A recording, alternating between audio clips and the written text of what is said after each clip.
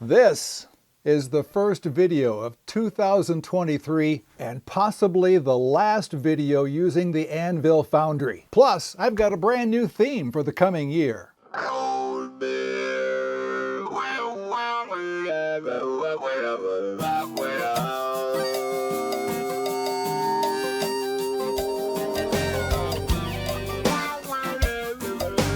Hey folks, and welcome to a new season at No Stress Brewing. Now for the past couple of years I've been stuck on doing some themes. Last year's theme was historic recipes, mostly from Ron Pattinson's blog and books.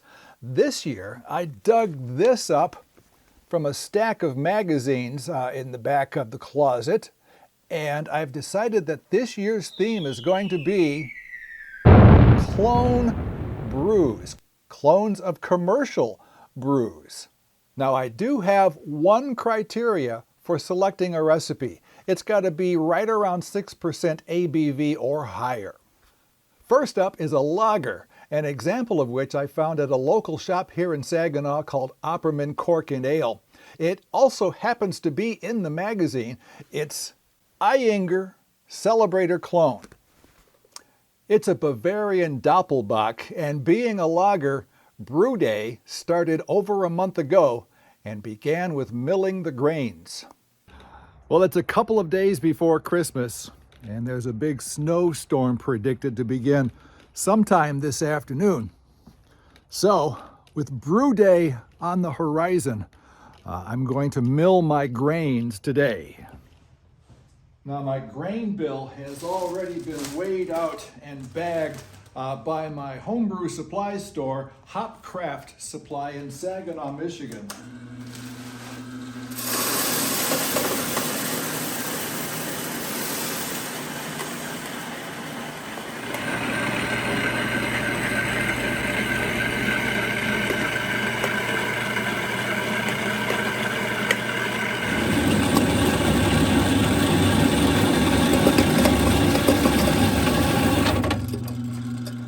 Now the grain bill consists of Pilsner malt as the base malt. There's 10 pounds, which is about 66%, just a hair over. Munich malt 10 Levabond, 2 pounds 4 ounces of that, and Munich malt 20 Levabond, another 2 pounds 4 ounces. Each of those are right around 15% of the grain bill. And then there's Carafa or Carafa 2. That's about 4% at 9.5 ounces. Then when it came time to get down to business, brew day begins with heating the strike water, which Beersmith told me was 136 degrees, which ended up being a little too high.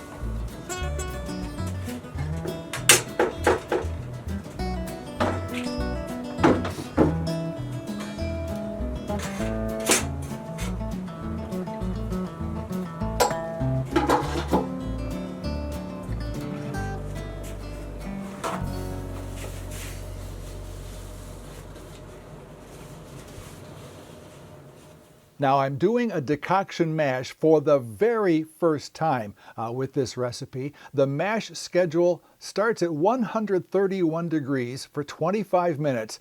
Then you pull your first decoction and bring that to a boil, which I did on the kitchen stove. The recipe instructions, however, don't say how long to boil, and I guessed at how much mash to pull. So I pulled what I thought was close to 3 pounds of mash and boiled for 20 minutes, which was wrong on both counts. When adding the decocted part of the mash back to the mash tun, that should be enough volume and enough heat in that volume to raise the total mash temperature to 158 degrees. That didn't happen. Fortunately though, using the electric brew system, I was able to just ramp the temperature up on the control panel and continue the mash that way. And I stayed at that second step at 158 for another 45 minutes. Finally, the mash is complete. Time to pull the basket, ramp up the power to begin the boil, and check pre-boil gravity, which clocked in at 1.063, a little bit higher than predicted. I was supposed to be at 1.061. Not too bad. Now, no complicated hop schedules here, just 1 3/4 ounce of Hallertau Mittelfrüh at 60 minutes.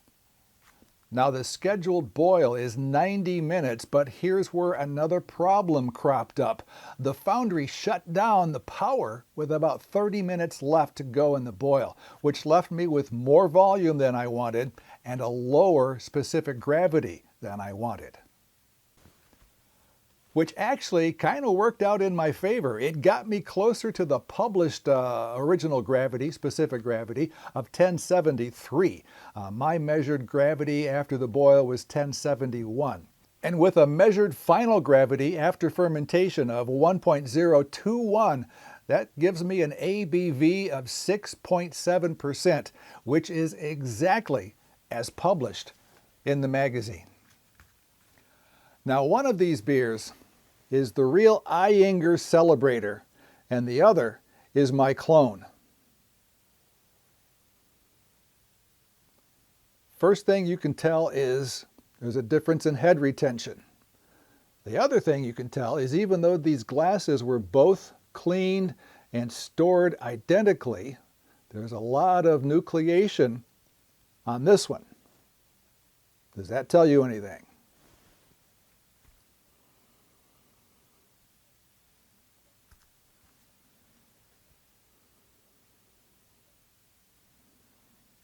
They both have a rich malty aroma.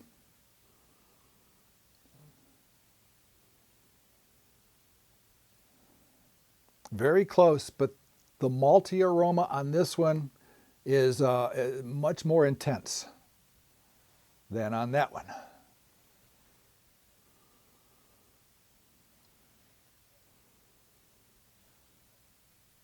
As they warm up a little bit, they're both becoming a little more equal. Either that or my nose is becoming numb to both. All right, taste test.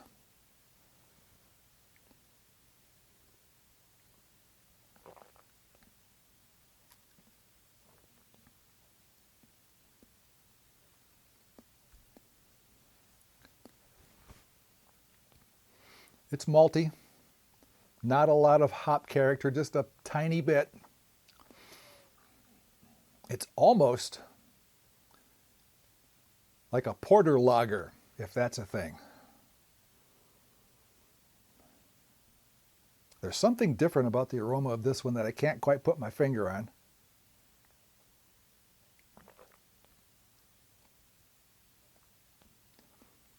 There's some fruitiness in this.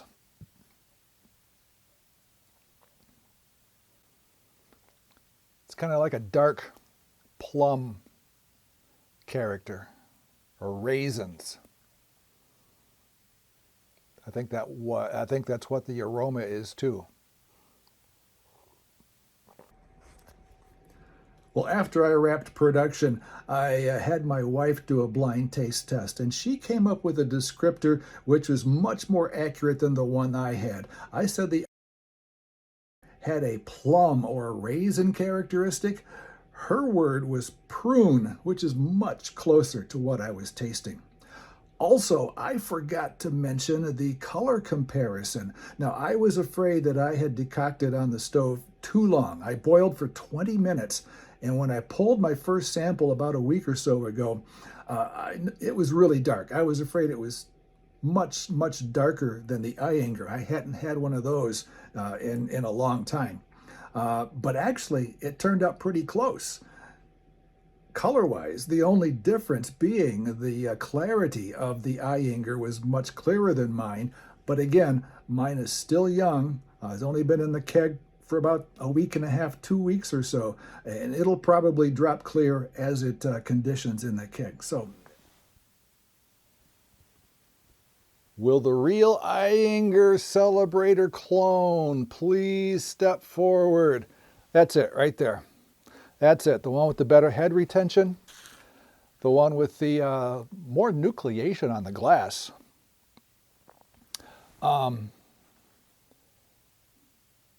I think mine has a maltier aroma to it.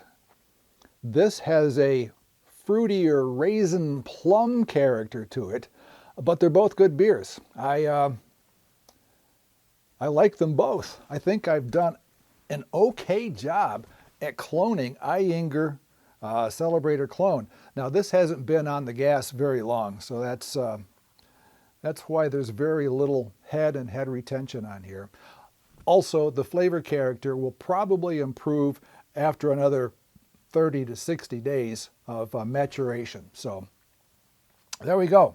The first of the commercial clone brews for 2023 is in the books, and I call this a success. I like it. I think I did a pretty damn good job.